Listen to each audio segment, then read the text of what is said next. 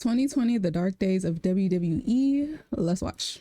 Only one person can drive the car out of chaos. Only one person can assume true control of the locker room. And the leadership that was sorely needed by the men and the women in this beautiful performance art has been bestowed upon us by that man sitting right there, Paul Levesque.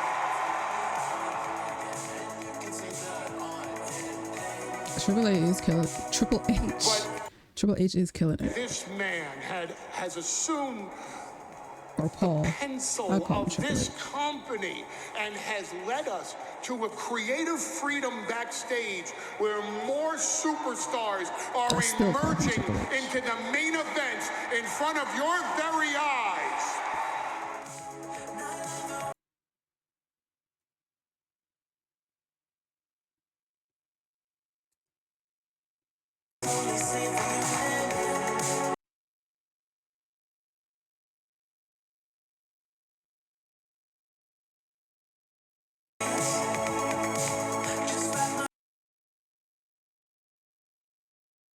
You have to go through the darkness to truly know the light. This may sound cliche, but it's true nonetheless. Often the greatest doubts occur right before a breakthrough. This quote from Sir Das couldn't be truer when looking at the WWE over recent years. Everyone that's a part of WWE right now, from the talent, both young talent, old talent, ones that have been there ages, staff members, executives involved in the company, the fans, the WWE universe, critics, and the great Paul Heyman, as you heard in the intro, are all making it abundantly clear that right now WWE has made it through the darkness and they're into the light through the quality of product and what we're seeing week to week and behind the scenes. This video today will be much the same as my 2019, the worst year in WWE history video, which has recently exploded thanks to you guys, the viewers. In this video, you will get a retrospective, a reminder as to just how poor, just how dire the weekly WWE product was throughout most of 2020, where you get to jump in a time machine and listen to a 17-year-old version of me rant and rave over how bad the product, was, but is. These are going to be clips and rants from 2020 as it was happening. And you'll get a 21-year-old JTE, me, break down for you exactly what's happened from 2020 now the dust has settled. It's going to be a fun one. Grab your popcorn. Let's get right into it. I know that was an eyeball. WWE, in a quote literally yesterday, says, as a brand that has been woven into the fabrics of society, WWE and its superstars bring families together and deliver a sense of hope, determination, and perseverance. Well, if that is delivering a sense of perseverance and hope, then all hope is lost after watching this Raw tonight. This show was a bucket of piss. This show was garbage, okay? Genuinely, watching this show, it's just excruciating to watch. 2020 kicked off a new decade in style.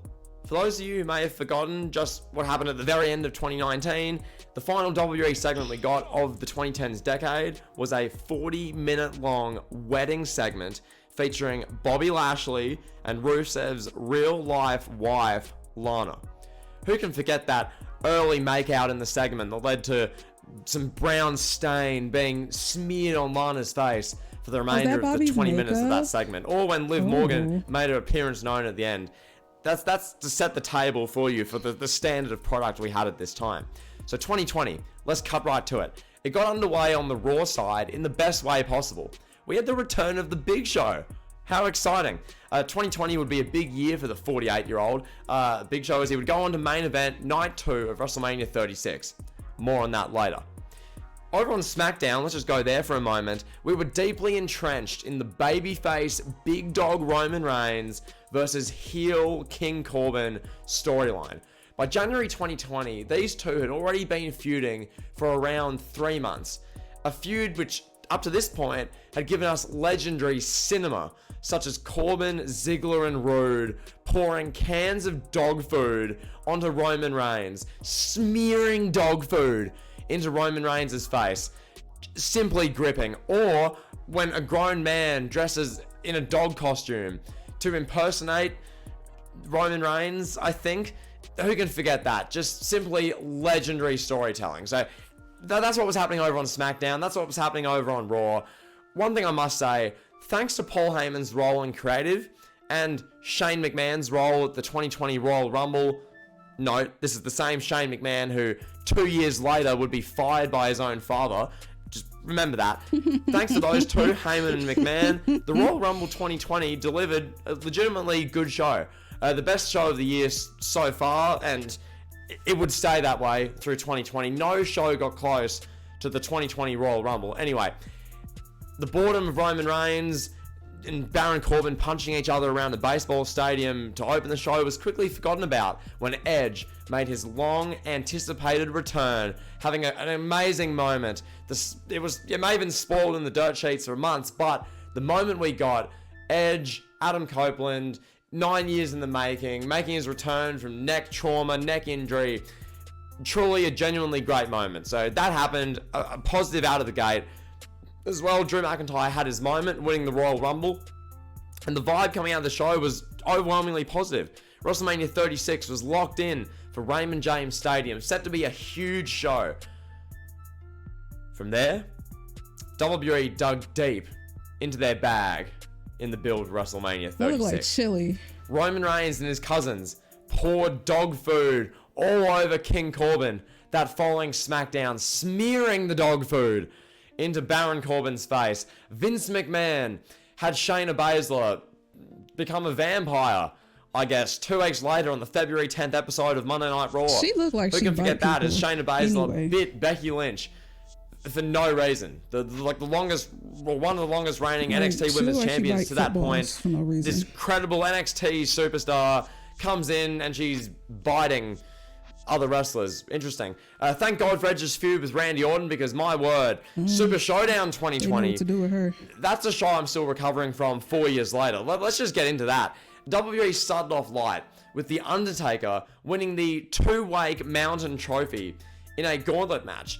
A trophy that has not been seen since, and a concept that's not been revisited at any point since then. Nonetheless, it might have gotten lost in baggage somewhere at a Saudi Arabian airport. Who knows? But Undertaker won the two-wake mountain trophy, so good for him. Let's then talk WWE Championship. The same WWE Championship that Roman Reigns and Cody Rhodes fought for in one of the greatest WrestleMania main events ever a few weeks ago. That title. The WWE Championship was defended here at Super Showdown 2020 by Brock Lesnar in a 90-second squash match against Ricochet. Oh my goodness. Yeah. That's sort of where we're at in 2020. Look, a 90-second bell-to-bell classic, I must say, but yeah. Not great. Speaking of bell-to-bell classics, who can forget Roman Reigns' steel cage match with King Corbin. I lived this entire feud. A number of you did as well. Not a single member of the global WWE audience wanted to see this Super Showdown steel cage match. By this point, everyone had seen enough of dog food, enough of the dog mascot costumes, enough of King Corbin's cronies hitting Roman from behind with the royal scepter. We'd seen multiple matches already. We're ready for this to end. Here we had another match, a steel cage match deep in the heart of Saudi Arabia at Super Showdown. Then, if that wasn't enough for this show, we got to the main event, Goldberg taking on the Fiend, Bray Wyatt, for the Universal Championship. This was the KO punch in the 1-2 blow that was the death of the Fiend. The first punch was the Hell in a Cell 2019 disaster, or as it was described at the time, a masterpiece, where the Fiend took on Seth Rollins. The match against Goldberg, was the knockout blow. This was the death blow for the Fiend as a main event legitimate credible star, as Goldberg, a 53-year-old who wrestles twice a year at most, came into Saudi Arabia, couple of spears, jackhammer, done. The Fiend was dead. Fiend was pinned in the middle of the ring by Bill Goldberg. The outcry of anger this caused, it had to be seen to be believed. It was insane. Breaking developments in the coronavirus emergency in the U.S. and around the world. COVID-19 can be characterized as a pandemic. Stay at home. Stay home, stay safe. Quite simply, stay at home. The number of cases soaring just today. More than 24,000 now I just got nationwide. sad. New Jersey. The WWE was left Just thinking about scrambling that shit. big time. With WrestleMania merely a few weeks away, there was serious unrest, serious disgruntlement in the locker room and amongst the fan base at the time. I know, I was beating the drum that WWE should not continue due to the health and safety of the wrestlers, due to the fact that there's going to be no fans, so what's the point? Roman Reigns, the face of the company, the full-time leader of the locker room, elected to miss WrestleMania entirely and take a break. Totally justified, might I add. He's still on medication to this day to suppress his leukemia coming back, so a justified decision, but it was a fatal blow in the context of the locker room. And let's just frame it like this. WWE was faced with the frightening reality of a global pandemic, and not just that, the reality of trying to continue to run their overexposed 3-hour weekly Raw show, their 2-hour weekly SmackDown show, and all put it under the veil of a essential business.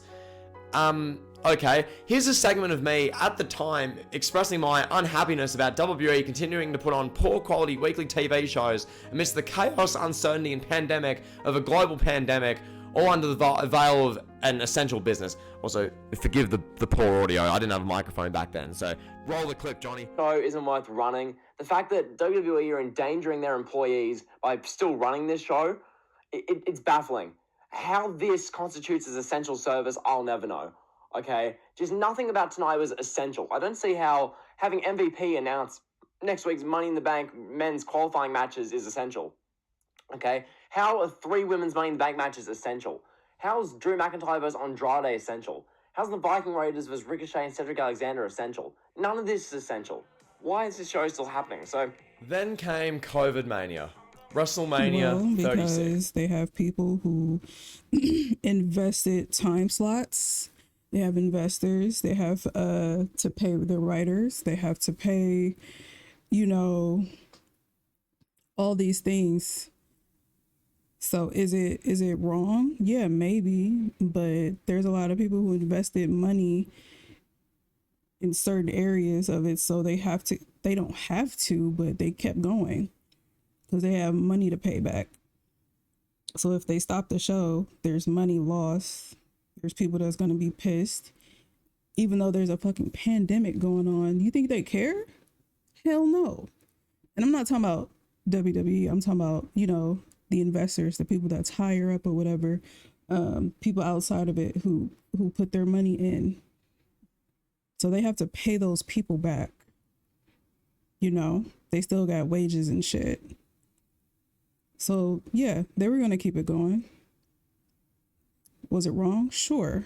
Were they putting people at risk? Yeah.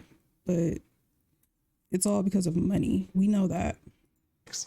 The WWE Performance Center, no fans, no Roman Reigns. Truly the strangest WrestleMania of all time. Unfortunately, one of the most forgettable WrestleManias of all time also. First off, respect to all the employees who risk their health to perform at this show for us, the fans. Sponsors and shit. But particularly, I just want to shout out that Boneyard match with The Undertaker and AJ Styles. Great. And the Firefly Funhouse match. Some hated it. I liked it. Both the Boneyard and the Funhouse match, creative, made the best of a crap situation.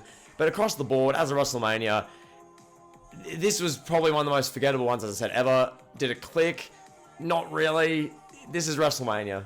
And it wasn't it. Drew McIntyre had his big moment in front of no one to close night 2 as he beat Brock Lesnar.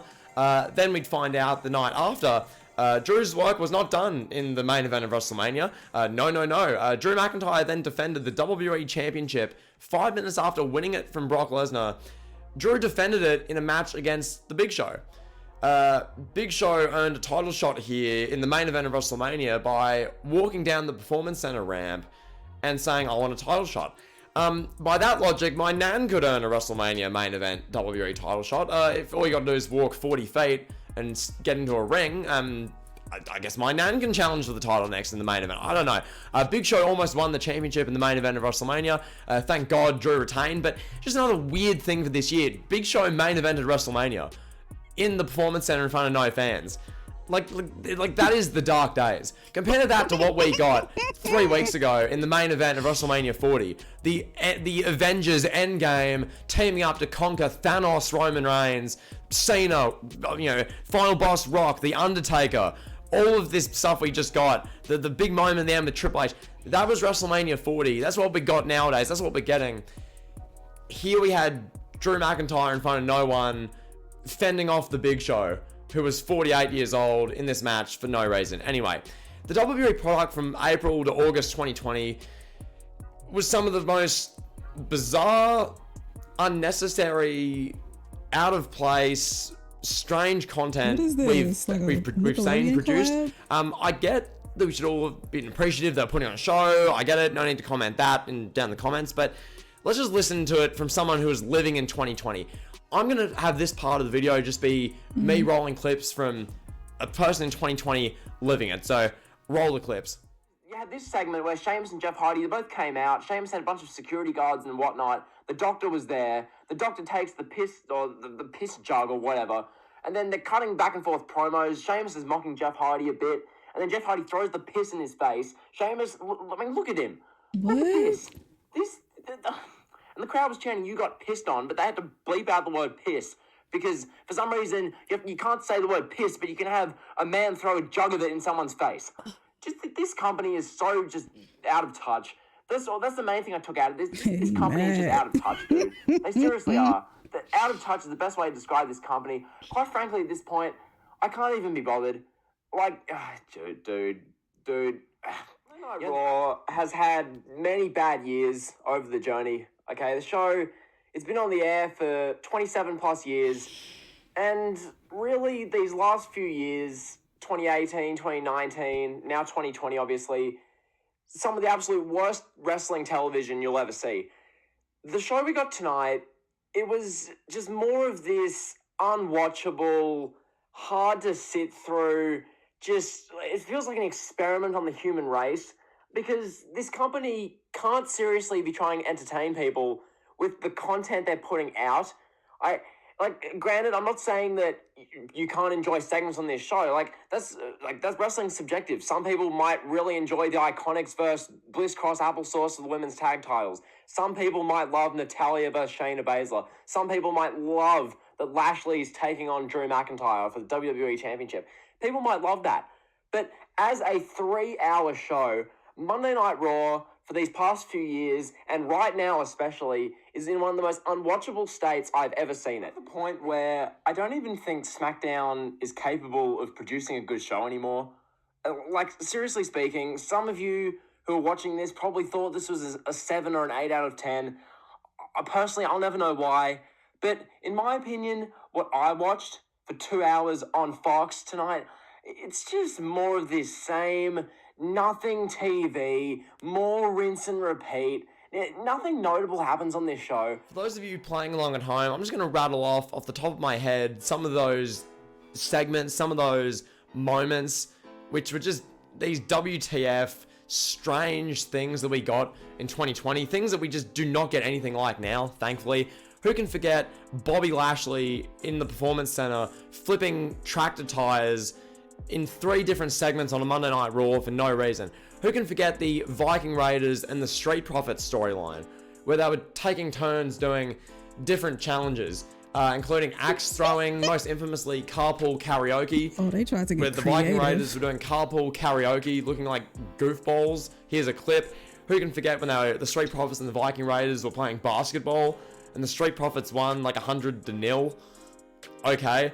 That was great. Who can forget the Universal Championship storyline? So keep in mind, the same belt that Roman Reigns held for, 1,316 days, that title was being feuded over by Braun Strowman and a storyline against The Miz and John Morrison, where we got great content, such as The Miz and John Morrison sitting in a white van production truck, pouring slime over Braun Strowman, or trying to at least. They missed Braun Strowman and got the interviewer. Here's a clip of me reacting to that. Wanted Nickelodeon, Slime Time Live, Double Dare, DX 2009 reincarnated. This episode of SmackDown would be right up your alley, because as you can see on screen, we got just goofiness all around, with The Miz and John Morrison sitting in some Kevin Dunn white van production truck or whatever, messing around with Braun Strowman all throughout this show. Now, forgive the jump around, because you know what that gives me? That gives me that maybe the ratings were going low, the viewership was going down because we're in a pandemic or whatever. There's no audience, so they had to get creative, and it's giving nobody's watching, so who can we cater to for real? Okay, well, who's at home? Kids, the kiddies. To me, this looked like it just caters to children, because what grown adult is watching this? Like, who wants to see the Street Profits and what's his name playing basketball? Like, who wants to see that? Who would find that entertaining? Children. Like, where's Valhalla and her dirty feet? Is she playing defense? Like, where is she? Like, what? Like, who wants to see that? Who wants to see The Miz and old boy sitting in the van? Like, who cares? So we're gonna target children. It's giving very generic. They had to switch up some storylines because of the pandemic, and you know, we got to keep the show going. We have investors, like I said. We have people who paid for advertisement spots. We have to pay these people. And I don't know, it's very awkward. It's very weird. I can't see no grown adult watching this and being truly entertained. So the way I see it is they took advantage of the fact that, you know, the kids are out of school. Everybody's being homeschooled right now. All the kids are being homeschooled. Let's try to bring in, by doing this goofy ass shit with them playing basketball and the carpool or whatever this is, carpool karaoke. Let's try to bring in a new generation. Let's try to capture, you know, 8-year-olds, 6-year-olds, because this is childish as fuck. No, don't get me wrong. Some of the stuff that they are doing today is kind of like goofy today, but it's a little entertaining. It's a little edgy. You know, they try to make it a little edgy as much as they possibly can. Of course, we're in a new era. We're going in a new era. So, you know, it's getting better. But yeah, the pandemic, it just fucked everything up and threw everything off. So they had to get super creative. And I don't think during this time that they were truly trying to, I think that they were just trying to capture a new audience, because they just knew that kids would probably find this funny. Like, oh my God, she got slimed. Like, I don't know. That's how I see it. Been done white van production truck or whatever, messing around with Braun Strowman all throughout this show. Now, forgive the jump around, because I understand we're going a bit all over the place from April to August 2020, but that time period felt like a blur. Anyone living it can attest to that. There wasn't really a chronological timeline in April to August 2020. It just like, all happened. Goofy. It was all a big blur. Who remembers when Rey Mysterio, one of the greatest of all time, the greatest luchador ever, was in a match against Seth Rollins at Extreme Rules, the horror show, and Seth Rollins pushed Rey Mysterio's face, his eye specifically, into the corner of the steel steps, and Rey Mysterio's eye popped out. Who remembers that? Because I do. Who remembers Braun Strowman and that swamp fight with Bray Wyatt, where Braun Strowman and Bray Wyatt were punching each other in a swamp?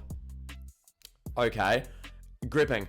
Just some of this stuff is just like, I suppressed it from my memory, but it's all coming back to me now. Who remembers when Ric Flair, a 70-year-old man in the height of a global pandemic, was pushed out week in, week out to be involved in the Randy Orton storyline with Edge?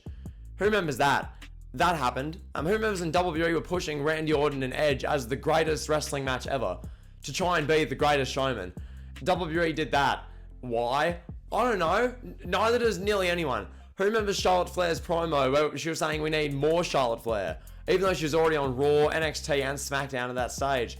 Like, who remembers Money in the Bank inside WWE headquarters where Otis won Money in the Bank? Now, must be said, Otis, Mandy Rose, that whole storyline, most of it's pretty well done. It objectively was throughout 2020. That storyline with Otis and Mandy, best thing on SmackDown for about 6 months there. But Otis is Mr. Money in the Bank? Really? As the Miz would say? Really? Are you kidding me? So, you're getting the gist here. All of this stuff on Raw, on SmackDown, it wasn't hitting the same. Even NXT, this isn't really an NXT thing. There's more so Raw, SmackDown, the WWE main roster. But even NXT running shows in front of no one, that really hurt their quality of product. It didn't have the same feel. This wasn't 2018, 2019 NXT, which had a magic to it. This was NXT in front of nobody. Even that took a hit. Like, the quality of product at the time, it was tough. It was tough to watch. Raws felt brutal. SmackDowns weren't much better. And then we got Roman Reigns, the big dog. He made his return. Roman Reigns saved WWE. And without Roman Reigns, make no bones about it, WWE here would have carried on being the Dark Days for probably the next few years. What the fuck is this green screen? But Roman Reigns, thank God, came back. He made his return. SummerSlam 2020, in the middle of the Fiend Braun Strowman Universal Championship match. Roman Reigns made his return with a mean streak. He was wearing a Shove and Win shirt. It was different. There was a different feel. There was a different aura. There was a certain extra oomph with this Roman Reigns. He beat up the Fiend. He beat up Braun Strowman. Then, that week on SmackDown, the show closed with Roman Reigns sitting on a couch with Paul Heyman. And the rest is history. That gave birth to the mean streak Roman Reigns, what would become the Tribal Chief, what will become the anchor of WWE for the next few years, anchoring WWE out of the dark days, out of this COVID pandemic era rabble, this mess that you've just seen clips of, you've just heard me rant about. Roman Reigns saved the WWE. And yeah, here we got Roman Reigns feuding with Jey Uso. That would be the next part of this as the remains of 2020. Roman Reigns and Jey Uso having a great storyline, a gripping Samoan blood feud. It was fantastic. It was everything you could possibly ask for. After the month before, we'd seen Jeff Hardy and Sheamus in the piss test segment.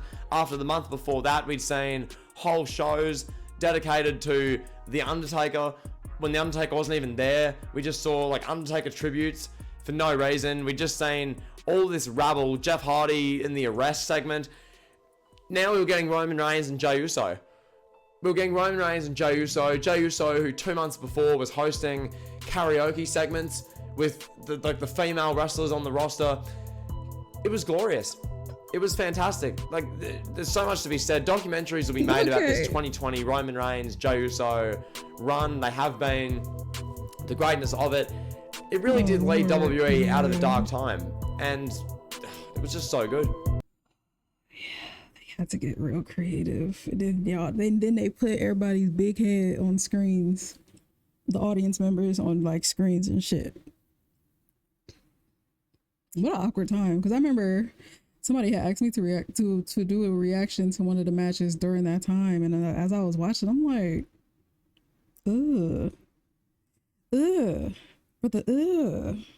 what is that? What's that, brother? Why is everybody's face on the screen? So it's like weird.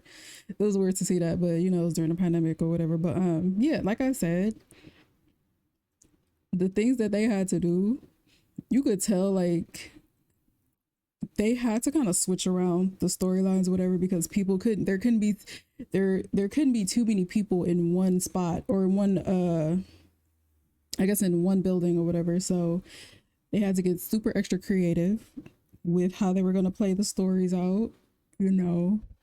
I'm pretty sure a lot of things got scrapped. And they knew, and they probably saw that their ratings were, their viewership was going down. Because me personally, I probably would have tuned out during the pandemic. I'm not gonna hold you, because just watching this alone, it just felt very generic. It looked extremely generic. And for me, the audience makes up the vibe. Just like the France audience made that so enjoyable to watch. So imagine just watching with no like cheering. Like you hear them smacking the mat and it's just like everything just feels and sounds awkward. There's no reaction. It's like you're watching them practice. And that's what it kind of felt that way when I did some of my reactions. Like it just looked like I was watching them practice. So yeah, I don't know. That was weird. That was a weird time. Now, shout out to the fans who stuck it through the entire pandemic and continue watching every single show. Were you one of those people? Leave a comment down below. Let me know. Did you kind of just fade away and like stop watching, or did you continue to watch? You know, did you watch every show? Because I'm pretty sure there were some good moments. Like he mentioned, there were some with Roman. Or did you just like tune it out? Let me know in the comments. I don't think I would have been able to do it. And I think they knew that. So that's probably why they started doing some of the like generic kiddie childish things that they did. Because they knew, okay, the kids are at home. It's the pandemic. The kids are at home. Let's try to capitalize off of this because we gotta make this money. Let me know in the comments what you guys think, and I will see you on the next one. Toodles.